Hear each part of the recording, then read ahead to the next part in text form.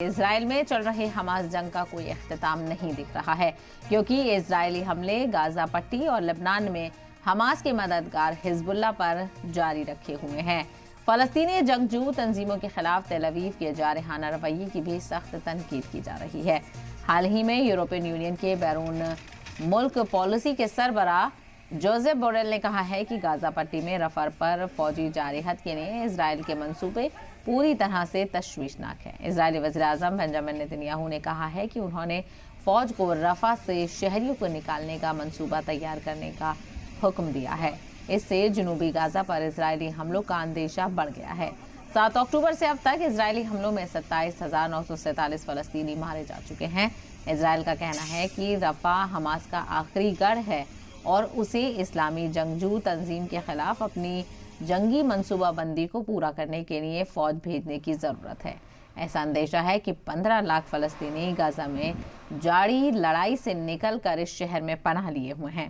نیتنیاہو نے کہا ہے کہ رفح میں بڑے پیمانے پر آپریشن کی ضرورت ہے۔ انہوں نے سیکیورٹی افسران سے ایک دوہری اسکیم پیش کرنے کو کہا جس میں شہریوں کے نکالنے اور خاص کر حماس جنگجوؤں کے تباہ کرنے کے لیے ایک فوجی مہم شامل ہوگی۔ اس سے پہلے جمعے کو اسرائیل نے رفح میں کئی ٹھکانوں پر بمباری کی تھی اور یہ حملہ بائیڈن انتظامیہ کے افسران اور مددگار ایجنسیوں کی طرف سے غزہ میں اپنی جارحیت کو بڑھانے کے خلاف اسرائیل کو انتباہ دینے کے کچھ گھنٹوں بعد ہوا۔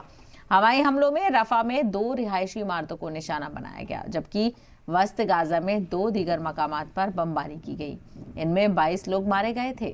نیتنیاہو کے اس اعلان کا مصر بھی فکر مند ہے۔ اس نے کہا ہے کہ رفح میں کوئی بھی زمینی کارروائی یا بڑے پیمانے پر سرحد پار نقل مکانی اسرائیل کے ساتھ اس کی 40 سال پرانی امن سمجھوتے کو کمزور کر دے گا۔ وہیں اسرائیلی فوج نے کہا ہے کہ بندرگاہ شہر حائفہ کے پاس ایک مشتبہ ہوائی ہدف کو روک دیا گیا ہے